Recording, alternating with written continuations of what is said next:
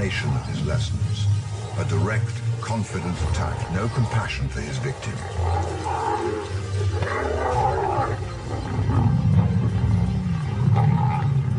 Draw first blood and draw it fast. Hit hard and step back. His first order of business is to slay or fight any lion he sees, male or female. It defines his intention, it states his dominance. He is here to win. This is the game of kings, the game of lions, the game that has made them icons of Africa, fearsome symbols of nobility and power for millions of years. It is what we humans have revered and modeled ourselves on since ancient times.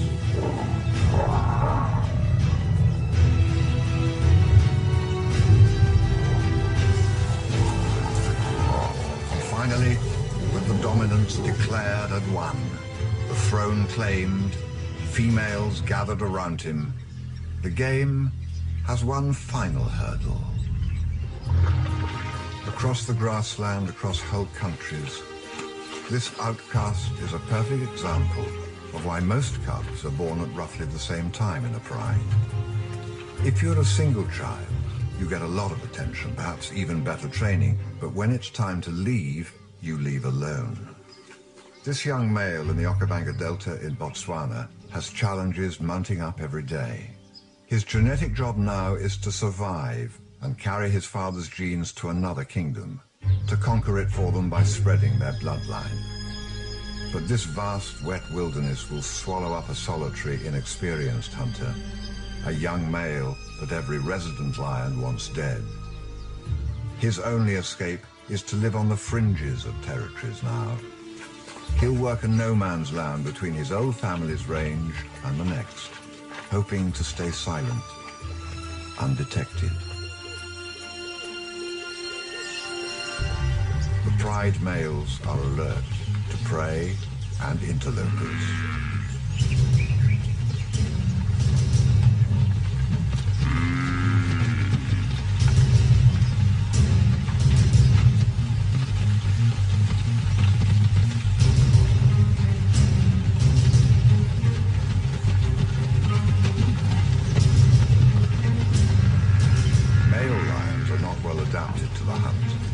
Their manes are territorial flags, not camouflage in the long grass. So when the herd breaks away, the buffalo target the dark-maned male. It's like a deadly hit and run. A sharp thrust into the side punctures a lung.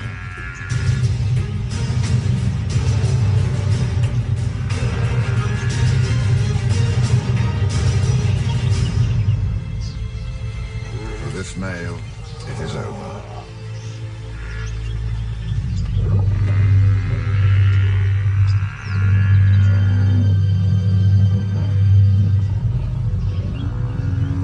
Rages on, its combatants oblivious to the fallen male and also to the young castaway watching the family he once was a part of.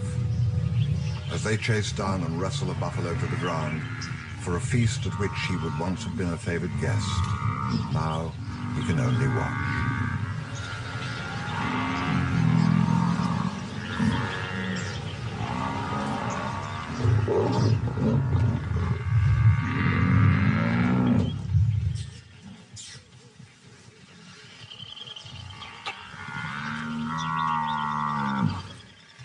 The surviving male is now the only master.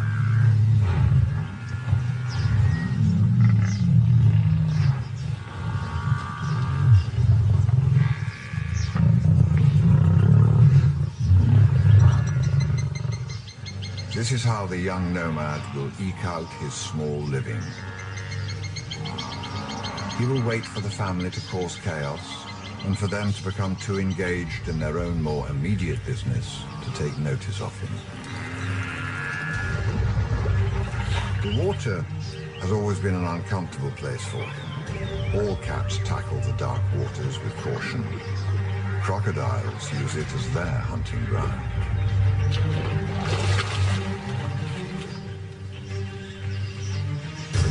But if he can just keep the herd outside the pride's territory, He will be able to hunt with immunity.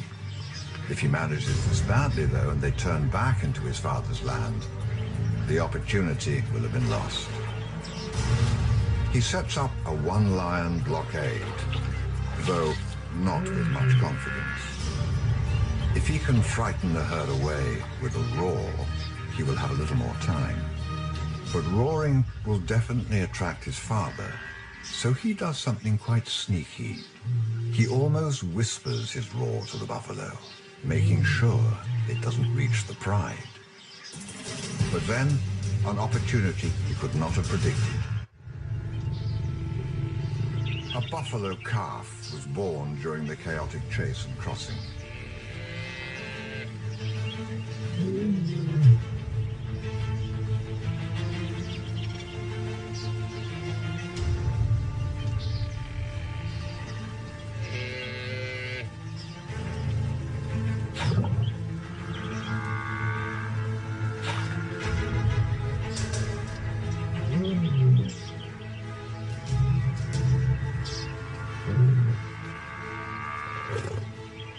The calf is growing stronger by the second, but if he pushes in fast now, the pride may notice the disturbance and come over. If he waits, the newborn might stand up and disappear among the protected legs of the herd. It's a tightrope of risk and reward.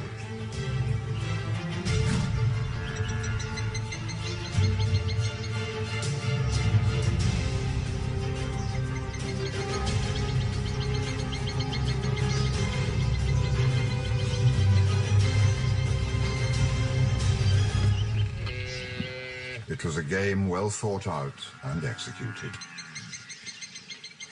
Virtually under the nose of his new nemesis, his own father. Buffalo hunting is a skill he might just develop as his speciality.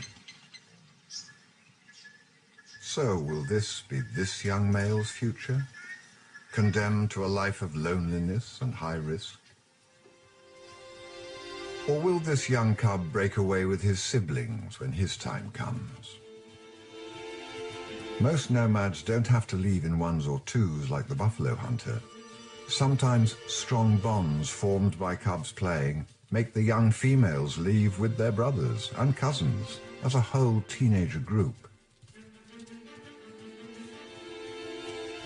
It happens suddenly when the regent turns on them, foaming at the mouth and shooting looks of threat and dismissal.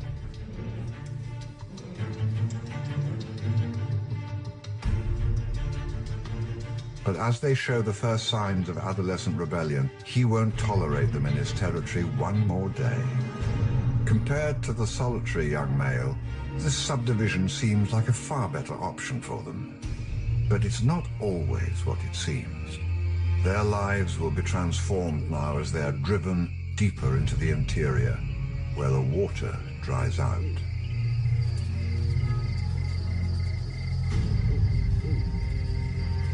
Lions lose condition fast. Ironically, their strength in numbers is now their weakness. Further from the water, prey is scarce. A fully grown impala antelope lasts under 12 seconds and is devoured so fast that any latecomer gets nothing at all.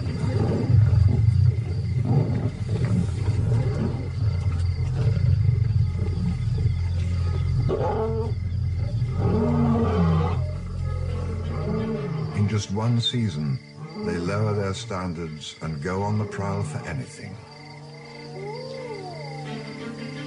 Even a 5-day-old elephant carcass, reeking of hyena and vulture stench, is attractive. Attractive enough. But they can't afford to be fussy now, not tonight, not this close to the fragile fringe of life, where even the writhing mass of maggots are not off-putting to the young lions. They are desperate.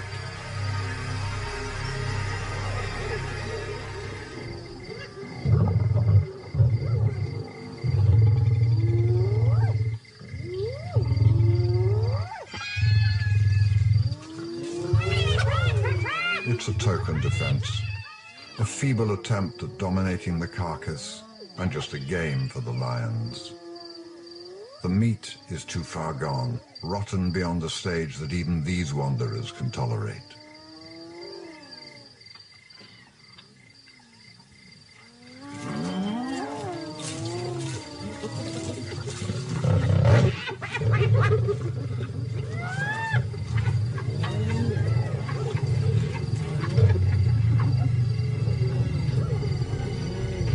And when finally they leave, the months of fighting over scraps and eating putrid remains wherever they can find them thins down their numbers one by one.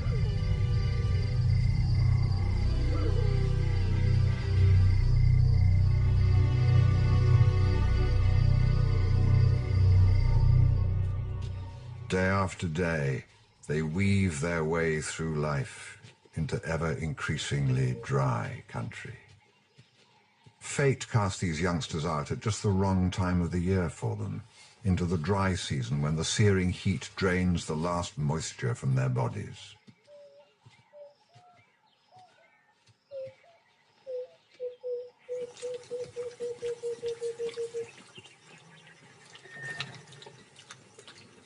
Early rains might yet save them.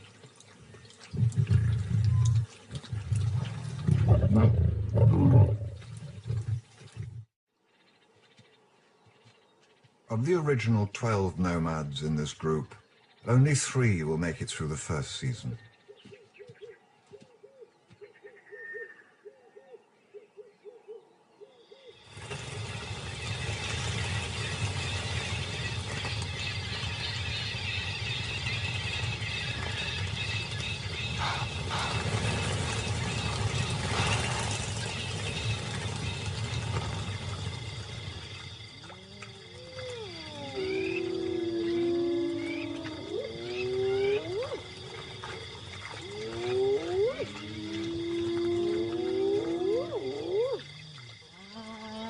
As each lost nomadic male succumbs to this inevitable process of elimination, his body adds to the life of someone else.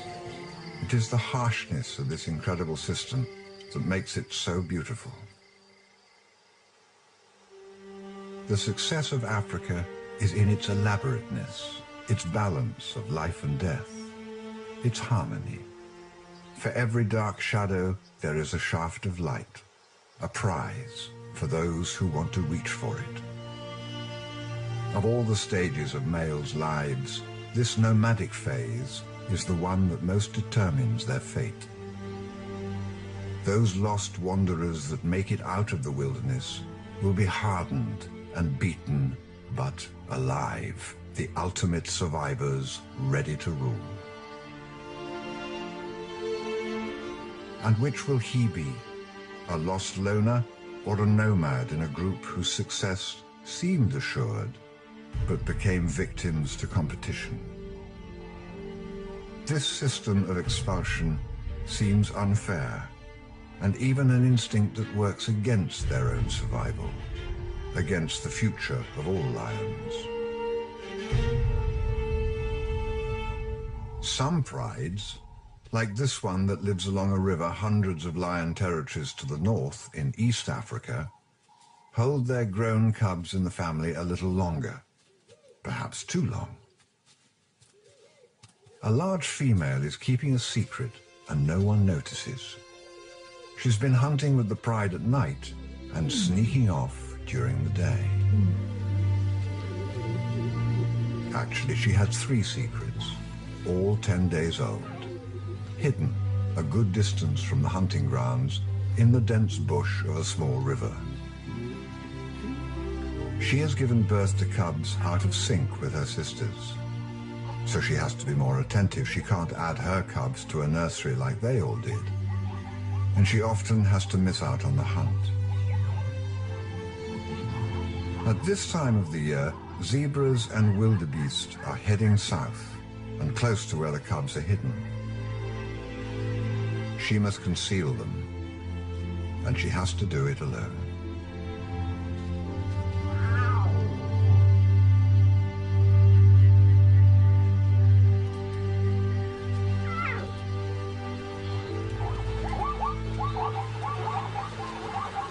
rivers are always choke points, often causing anxiety for animals that are dependent upon solid footing to make an immediate escape.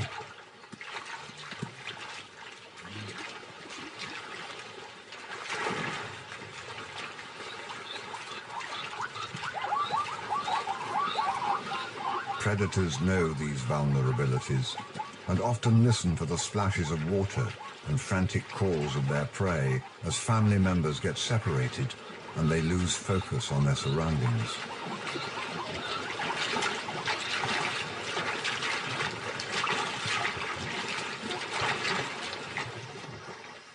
This is a threat and an opportunity. Zebras have sharp hooves and the herds bunch together in the thick bush at these crossings. Cubs would stand no chance at all if they were found.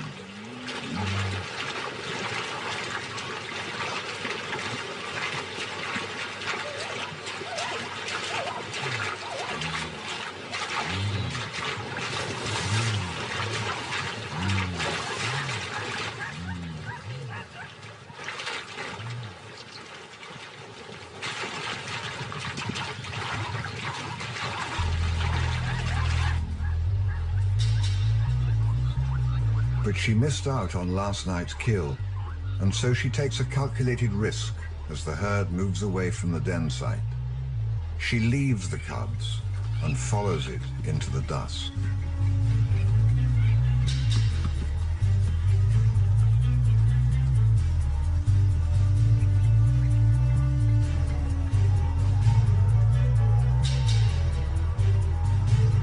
The further into the night they move, the better it is for the solitary nocturnal hunter, disguised in the grass, hidden by the noise and the darkness.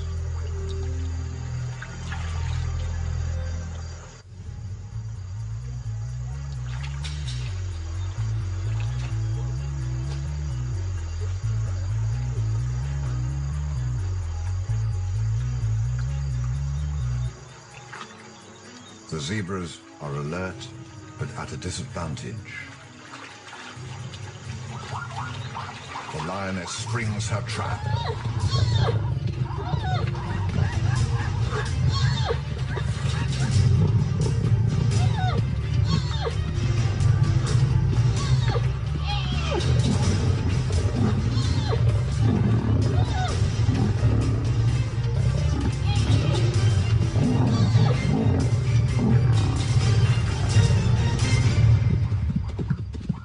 Her near success drives her to follow on and hunt into the herd even further and further over the plains, chasing the zebra, testing their strength.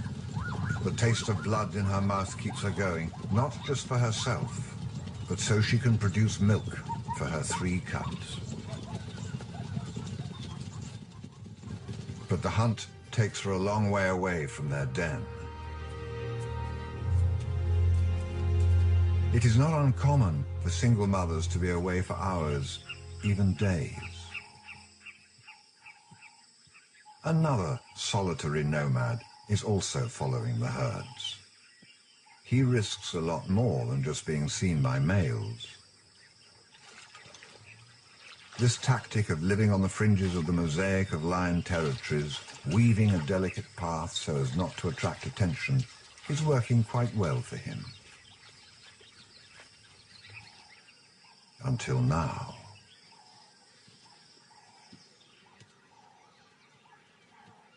By following the zebras and not paying enough attention, this young male has walked into trouble. The large females pride from the river. The adolescents are out just spoiling for a fight.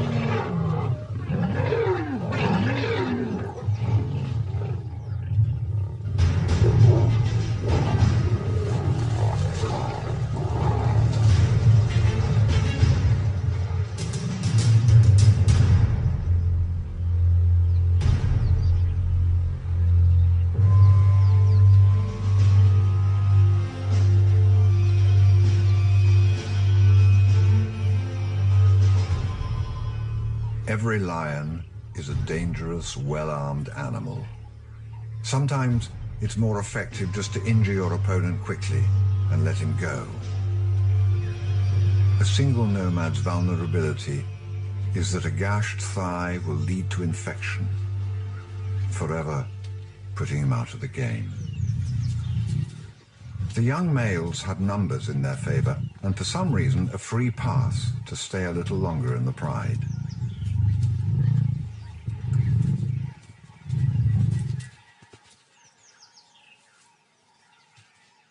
Adolescent males are always up to something. The river pride has 7 of them. They spot something in the grass, and they want it.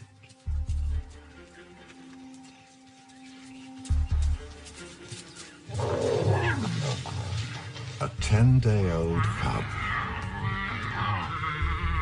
The cub has strayed from the riverbank while its mother was out hunting zebra. This fragile being, new to the world, has never before seen a fully grown lion other than his benevolent mother. This rough and tumble must be totally confusing.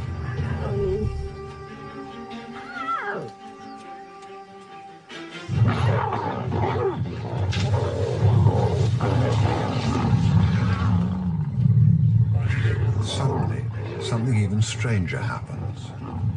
One young male, not even the biggest, lashes out at anyone who comes close and takes possession of the disorientated cub. Even though he's years older, he approaches the cub with a soft mouth reminiscent of cubs at play, but with a force that is barely restrained.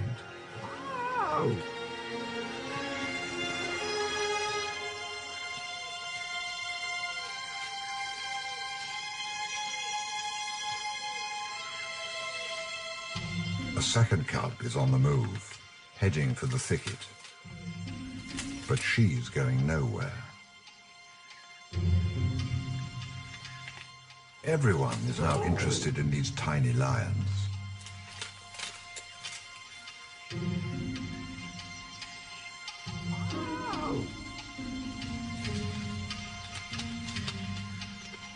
Some instinct tells her she needs to escape now. The mother is on her way home, blissfully unaware.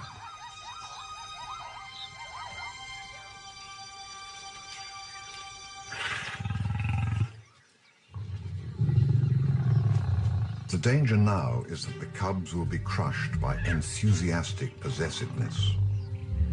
They have a small window of safety. Gentle investigations may risk tiring them out, but while the novelty holds, they might still remain safe until their mother returns.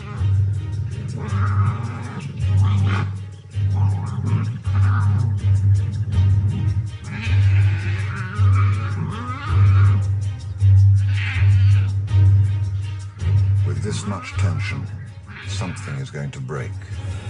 Someone will get hurt.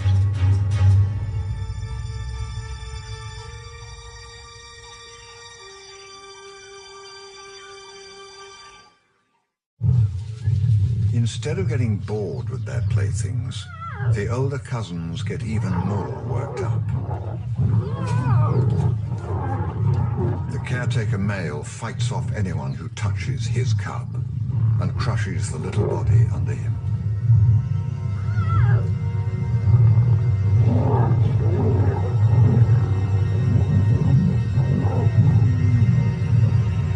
At this stage, the tiny male cub has only one weapon.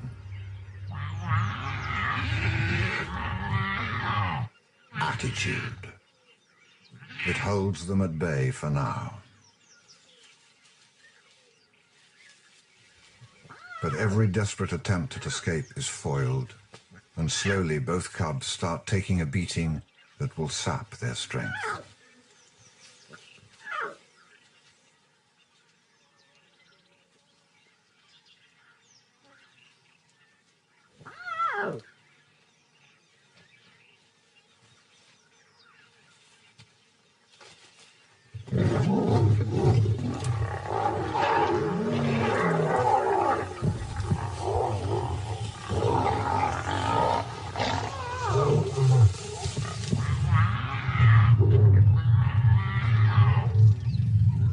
Over the next 5 hours, 2 of the 3 cubs are played with, bitten, and fought over.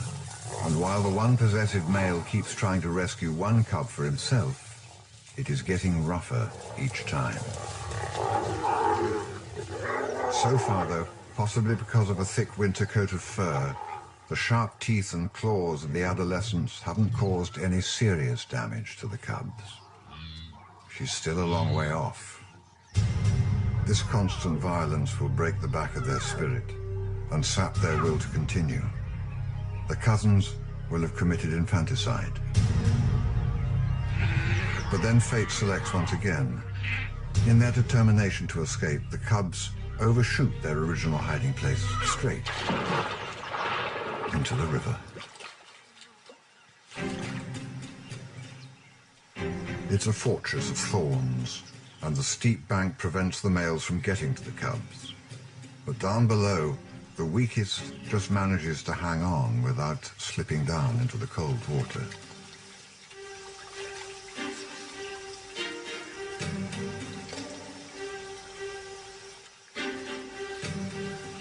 He is determined to get to the cubs.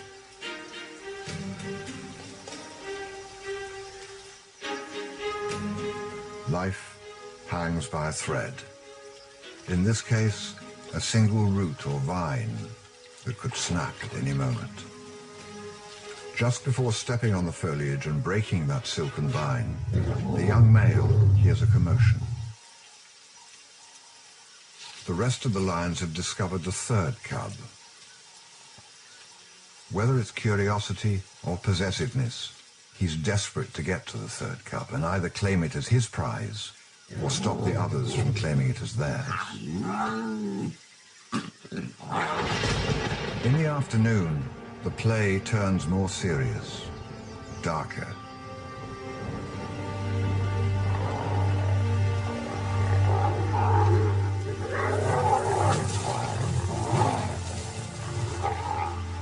It's had enough.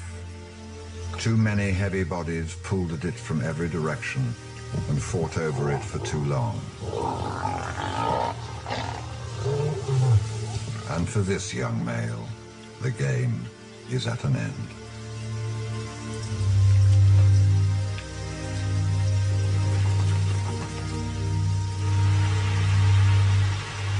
The rain further upstream turns the river cold. It starts to rise, flooding steadily towards the thicket, where the 2 survivors lie entangled in the undergrowth, already half submerged.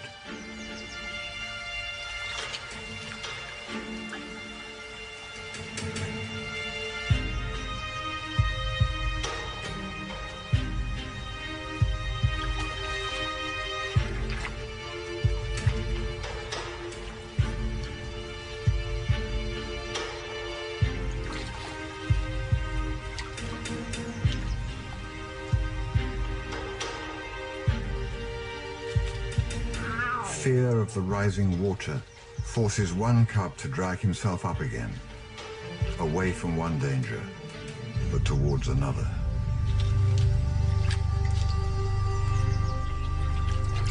The second cub barely has the strength to move. He clings desperately to twigs and vines, but as he struggles, more of the soil that anchors his precious lifeline is washed away beneath him.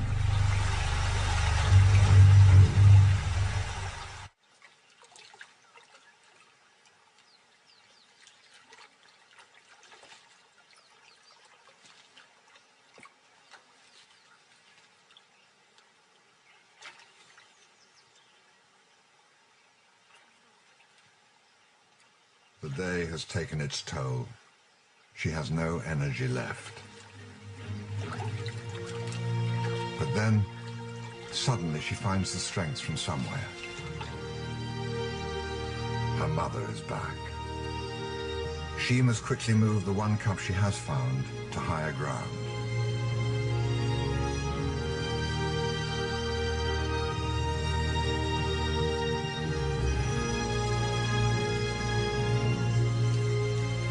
She has saved one cub. Her next instinct is to move it away from the water and hide it from the adolescents.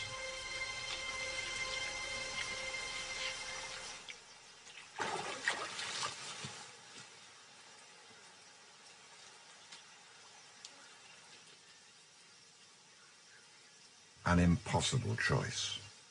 Stay with one and protect it, or leave it vulnerable and search for her second cub.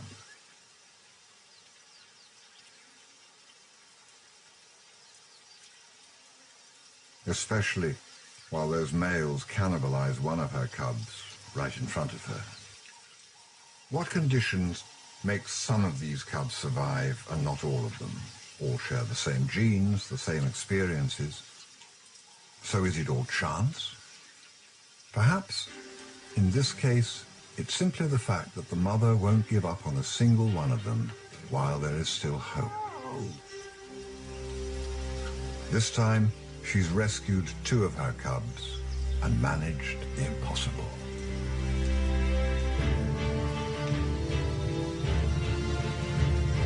But this is exactly why young males are thrown out of the pride at a certain age. They start to cannibalize the very core of the family itself, its future.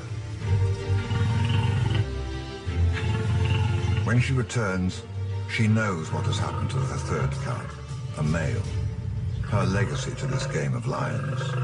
She can smell how his story ended. But as she approaches, growling her anger, her loss, her displeasure, she sends a more defining message, that the 7 adolescents' time as family members is over.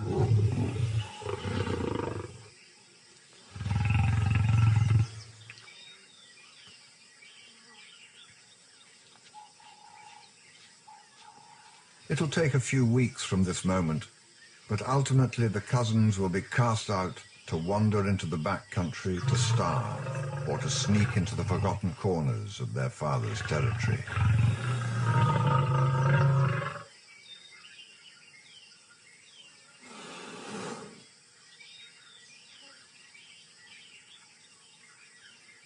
Only one of these 7 males will make it to adulthood.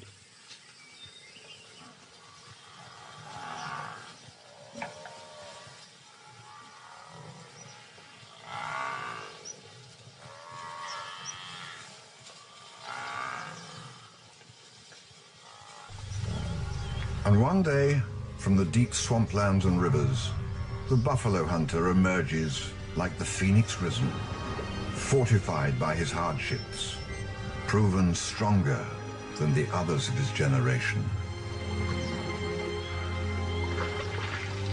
He may not be totally confident or dignified as he navigates the tricky reed beds, but he is ready for his final round. He is enticed to an island. It has buffalo and strong residents, a pride and a male. And he's here for both. He will want to take them all by surprise. And there's no better time for surprise than when everyone is busy hunting.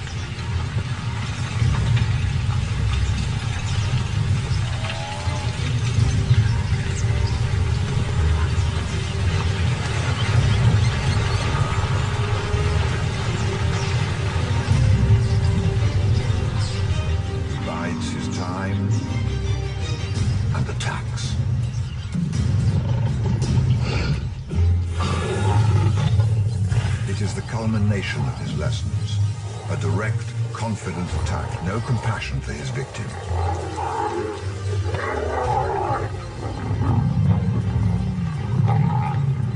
Draw first blood and draw it fast.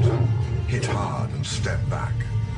His first order of business is to slay or fight any lion he sees, male or female. It defines his intention, it states his dominance. He is here to win.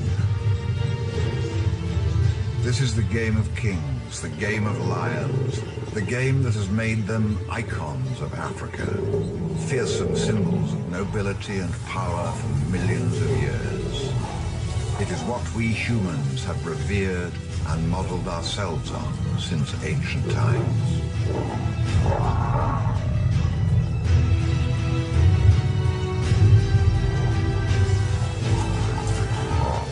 Finally, with the dominance declared and won, the throne claimed, females gathered around him, the game has one final hurdle. This one does not select the weakest, those destined not to make it, but carefully selects the strongest, the biggest, the best. Of the 20,000 lions left in the wild, less than 3,000 are males that make it this far. Each year, 600 of those battle-weary warriors, survivors of this arduous game of kings, are shot for sport and recreation. Today, we have more statues of lions than we have real lions. Unless we change our values very soon, we'll have only these cold, empty eyes to remind us of how much we have lost. There is a deadly game at play in the African night. It's announced each evening. There are kings in residence and kings in the making.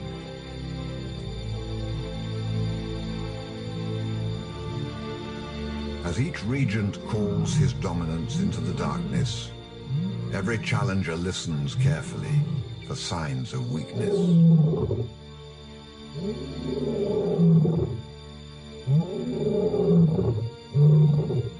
The game is how convincing each male's message is.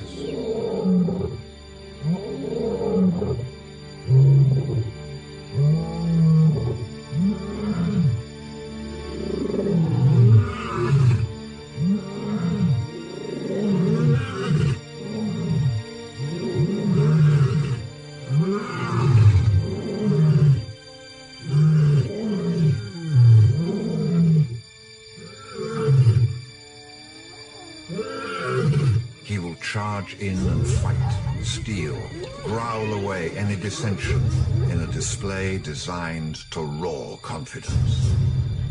But don't be fooled. This is not all for show. They clash like gladiators, and that they are. Warriors of an ancient realm 3.5 million years old. When two masters battle for the spoils, anything can happen. They are the epitome of raw power. They are the symbol of raw Africa.